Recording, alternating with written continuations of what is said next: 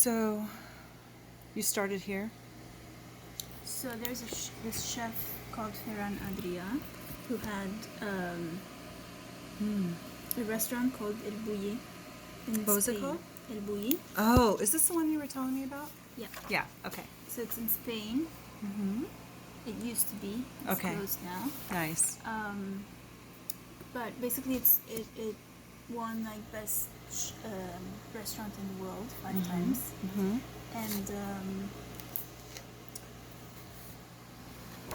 and during the years that it was open, they opened like 6 months Okay. a year, and the other 6 months were dedicated to Yep. think and develop the menu for the year after, for the next season, basically. So they never like repeated recipes. The whole idea behind the 6 months and 6 months is to always generate new things and not fall into the routine, Right. So they always needed to change and do new things. So actually, he wasn't working alone, of course. He had like a team helping, and there wasn't like this hierarchy of like, I'm the head chef here and you work for me. They're all like encouraged to Be a team. yeah, exactly. Yeah. Like if anybody has an idea, they could talk and develop it, and Nice. they're open to that. So basically, they developed like over 1,800 recipes during the time that they were there. Like not copying from anybody, it's just they are creating Nice. the recipes, or they're creating the concepts. And during this time of development, they were doing a lot of like sketching, drawing of concepts, of ideas, and then these drawings have been stuff like that over here. Wow. Like drawings. So the chefs are doing this. Yes, and then there are like maps, Mind maps and stuff mind like that? maps, concept maps. Wow. Yeah. So it's That's really amazing. Like fascinating. I thought that these methods, Yeah. see the map of the culinary Yeah. process. So I thought love that that. the way that they work is very similar to the way designers work. And if more chefs did that, Right. maybe There'd be they more could be innovation. more creativity. Yeah. Yeah. Especially like with culinary education, there's kind of like the French model in the education system. Like this is the right way to do. The regimented. Yes. Yeah. Exactly. Right. So Kind of like just to break. modernism in design, right? Like this is the way you're supposed to do it, Yeah. but maybe there's other ways to do design thinking, right? Yeah. Exactly. So how'd you come across this book? I've been reading about this chef and his process, like because I knew I wanted to work with food, so I was looking into these areas. Neat. Yeah. Until I Ooh, found let's out, see, like, what's that one? look at that. Like sketches of the plates. Oh, these are plates. Yeah. Okay. Wow. Aren't they amazing? Yeah. That's great. Now, is this the same place that you were talking about that is all about the senses, or is it a different restaurant? No. This is different. Totally like different. The person that I was talking about is doing this kind of research. Okay. In many different places. Wow.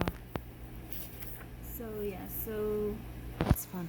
they kind of they did an exhibition with all of these things, like in a fine arts context. Yeah. There's something just amazing about a book, right? That you actually went to the library. There's a book printed. This is not I mean, you might be able to find this on the internet, but the tactileness of the book helps too, right? Because you can sit down with it, you can look at it, you can open it, you can change the pages. Yeah. The type of research that you're doing, I think, is, Mm. interesting. And a lot of people tend to just rely on what they can, quote, Google, right? Whereas this is a documentation and has, the actual sketches that show, like, you don't have to be perfect. Is this an avocado? I Or a don't know. plate? That's funny. I don't know, it looks like a stone. Is it in fruit, like a Spanish? peach or yeah. Yeah. It looks like a peach or. Oh, yeah, it's a peach something, pit. yeah. Mm-hmm. Yeah. I don't know. Oh, yeah. Beautiful. Mm-hmm. Hmm. So this was my first First- source of inspiration. Yeah, that's great. And I wanted to create a workshop Mm-hmm. and a toolkit Mm-hmm. that students who are still, at the beginning of their road can attend and use this toolkit to develop their own restaurant. And Right. there is a restaurant on campus Okay. at the university that that is open to the public, and the students get to execute their own concept for a restaurant in real life. That's amazing. Plan a menu. Yeah. And build the recipes Mm-hmm. themselves. Mm-hmm. That sort of thing. So the people in the hospitality program, are they chefs or are they...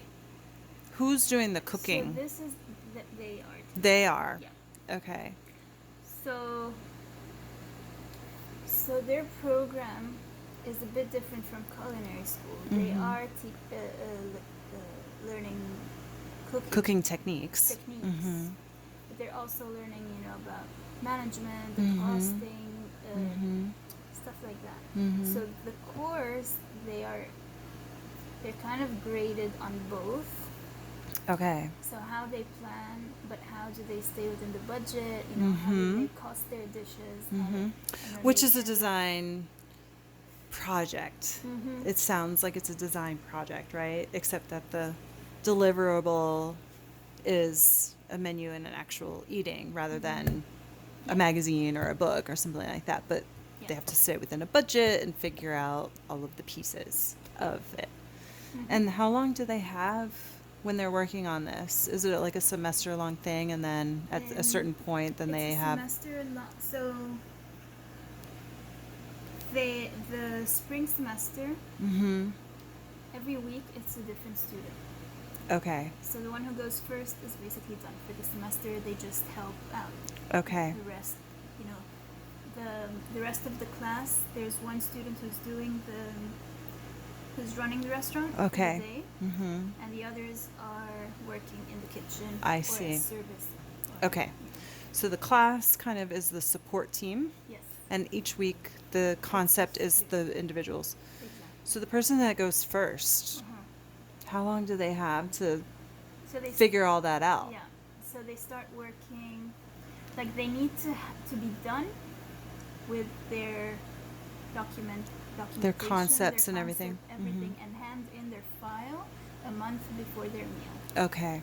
So the first person who goes, like, let's say early February, Mm-hmm. they need to be done by early The January. beginning of the year. Yeah. So they work In the fall semester. This is And when they start thinking. So this is the toolkit would be more in the fall to help them with this concept and really nailing down all of the kind of processes that they would take to manage their own restaurant concept for that week. Exactly. Yeah. So ideally, I would like to run the workshop early in the fall, like before they start thinking about anything. Uh-huh. So you're going to do that this fall. Yes. Okay. So I did it last fall, but I was still in the planning phase, so I couldn't run the workshop until December. Okay. So it was already too late for some of them, Mm-hmm. because they were going first and second. Right. Two of them. So they had already like more or less planned. Mm-hmm. Done. We're done with their plan, and so I would like to run it early this next fall, like maybe October or something. Mm-hmm. Nice. It's still, Okay. yeah, So when you did run the first prototype, yeah. you got feedback from that. Mm-hmm.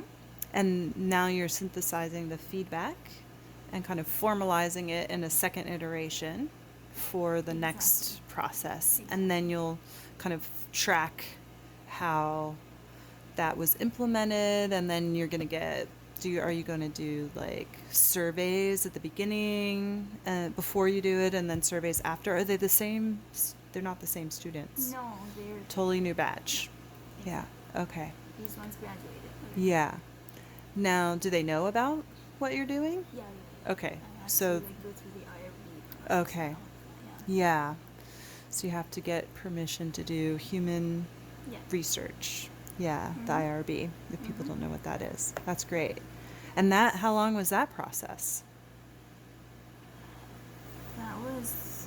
It didn't take long. Okay. It just took long to prepare. Prepare it. Prepare it, but then once I submitted, I just. And who manages the IRB? Is that like a committee of faculty members It's.